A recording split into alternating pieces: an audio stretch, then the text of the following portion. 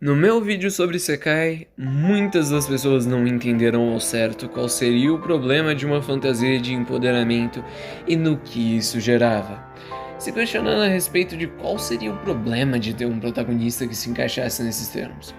Bem, eu não vou julgar as opiniões contrárias nesse vídeo. Caso isso acontecesse, seria um vídeo muito mais longo que esse, por isso eu decidi falar a respeito do que caracteriza uma Mary Sue e, claro, a sua contraparte masculina, um Gary Stu, e por que isso torna uma história tão ruim.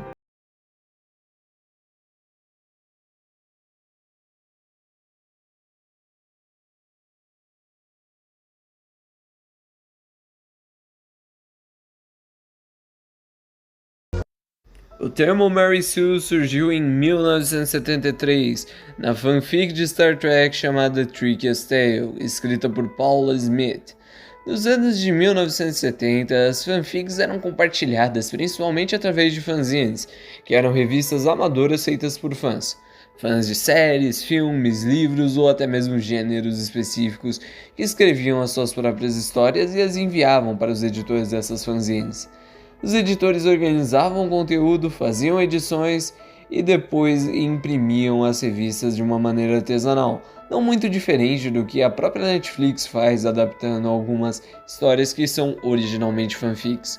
Mas na época não existia o Wattpad para aquela aurinha de 15 anos escrevesse o dono do morro parte 93, o inimigo agora é extrema-direita norte-coreana e pegasse mais de 15 milhões de leituras. As cópias dessas fanzines eram distribuídas em convenções de fãs, enviadas por correios para assinantes ou vendidas em lojas especializadas.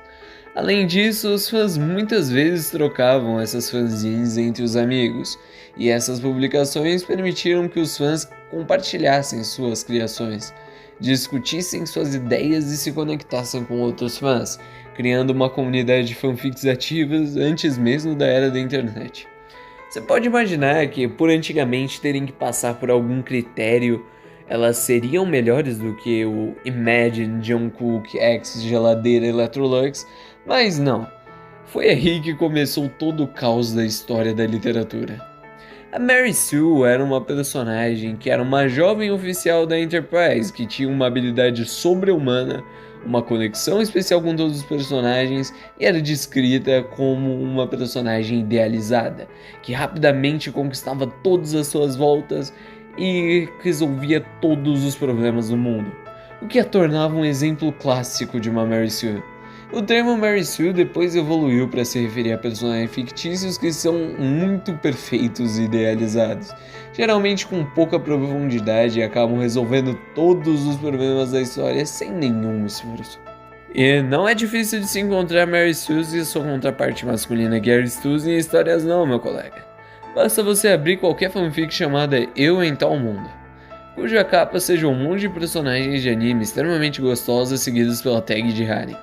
Isso acontece por ser uma fantasia de autoinserção, uma fantasia de poder. Por isso, uma dica importante sempre que você for escrever uma obra é: tente evitar pensar no que você faria na situação que você coloca no livro. Você, ao criar um personagem, deve fazer que ele seja suficientemente complexo para agir de uma forma variada a uma situação ou problema incorporado na obra, porque é comum que nós escritores acabemos nos encariñando com alguns personagens que nós acabamos criando. E até em casos mais extremos, existem autores que até mesmo se apaixonam por sua própria criação. Isso é algo que é até mesmo representado nos tempos antigos. Por exemplo, você conhece o efeito Pigmalião? Pigmalião era um escultor talentoso da ilha de Chipre. Pigmalião, desiludido com as imperfeições das mulheres ao seu redor, decidiu criar uma estátua de uma mulher ideal. Ele esculpiu uma figura de marfim incrivelmente bela e a chamou de Galateia.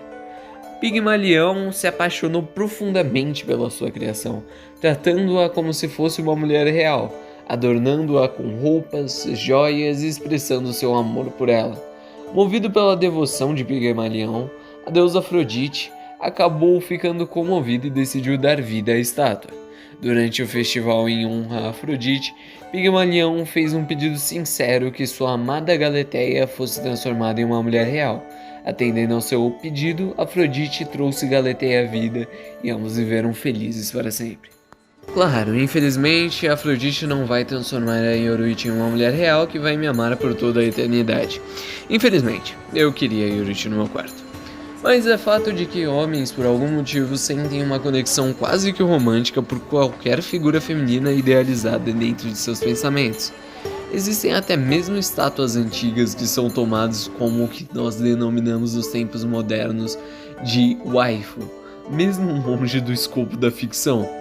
Conforme o homem busca representar os ideais que ele considera perfeitos em uma mulher, em si mesmo ele irá projetar os ideais que eles consideram perfeitos no masculino, assim surgindo o Gary Stu. Como citado anteriormente, a representação da perfeição feminina existe desde os tempos da Grécia Antiga, tal qual os valores de uma representação masculina perfeita. Os heróis da mitologia grega eram considerados perfeitos, não em um sentido atual e moral, mas os adoradores desses heróis os consideravam perfeitos, mesmo eles tendo claras falhas morais como serem luxuriosos, violentos e milhares de outros problemas. Estes representavam diversos desejos e ambições masculinas, o que trazia sempre à tona os temas de se contestar os deuses aos quais eles rezavam. Este tema de a humanidade competindo com os deuses é algo que podemos ver até mesmo em obras mais contemporâneas que falam sobre a mitologia grega. Exemplo de Cavaleiro do Zodíaco, que sempre retrata isso, e até mesmo um pouco de Shumatsu no Valkyrie. Claro, as religiões abraâmicas também existiram e tiveram um método de conquista diferente desse tipo de mitologia, mas eles incorporaram algo que depois foi utilizado pelos Gary Stus. O Gary Stu é como se você pegasse Jesus e Hércules e lançasse um liquidificador para formar um Kirito de Sword Art Online. Um Gary Stu na maioria das vezes é criado de forma inconsciente, é um desejo do subconsciente de escapismo. O Gary Stu está sempre completamente regido pelo destino, seja com a história estabelecendo isso ou não, o que nós chamamos de roteiro. O destino está sempre ao seu favor. Ele nunca perde uma discussão, nunca é humilhado, nunca perde a pose. Há casos que o Gary Stu perde alguém, como é o caso do próprio Kirito, mas é apenas mais uma forma de vitimização, já que 2 episódios depois ele já vai estar engravidando 402 fêmeas diferentes e terá humilhado 920 personagens unidimensionais. E mesmo que um Gary Stu perca no final de sua história, isso não o tornará menos Gary Stu, se esse foi perfeito durante grande parte da história. Isso só o tornará um mártir, tal qual alguns dos santos católicos, elevando seu status de Deus daquele mundo acima de tudo e todos. Fazer um Gary Stu interessante é quase impossível pela própria definição do termo.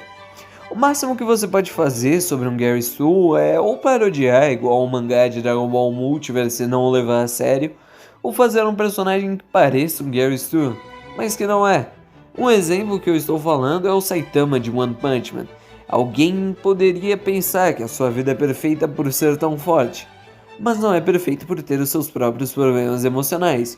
E o mesmo se aplica ao vazio sentido por Satoru Gojo em relação às outras pessoas de não conseguir se conectar por ser tão superior a elas. A Mary Sue, por outro lado, surge principalmente por uma tentativa de empoderamento feminino, sem levar em conta do que está sendo colocado de qualidade nessa personagem. Você colocando diversas qualidades na personagem e praticamente nenhum defeito, você não está a tornando simpática, e sim insuportável. Pessoas como a Rey Skywalker não existem na vida real, e se existissem seriam simplesmente impossíveis de se ficar por perto. E são apenas uma tentativa barata de Hollywood de tentar passar uma agenda feminista. Criar um Gary e Mary Sue é comum quando você está escrevendo a sua primeira história. O único problema é você não evoluir a partir disso e ficar estancado na sua própria mediocridade.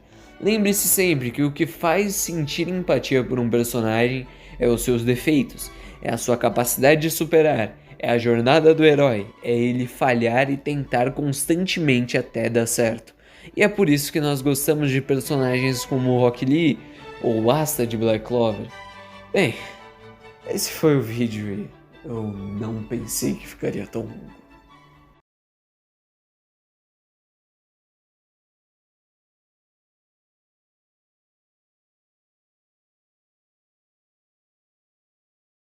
Ufa, eu finalmente consegui passar. Peço desculpas pelo meu atraso, eu ainda tô me acostumando com a volta às aulas e eu já tô no último semestre do meu último ano, então às vezes eu acabo me distraindo bastante com trabalhos e vestibulares. Se você curtiu, eu adoraria que você deixasse o seu like e que comentasse quais personagens na ficção se encaixam nos termos que foram apresentados nesse vídeo. Eu tenho muito a agradecer, não faz nem uma semana que eu tava comemorando o especial de 100 inscritos, enquanto no momento da gravação desse vídeo já estamos a 20 de chegar em 1000. Vocês são muito fodas e eu agradeço por poder viver tudo isso com vocês. Sem mais o que dizer, muito obrigado a todo mundo.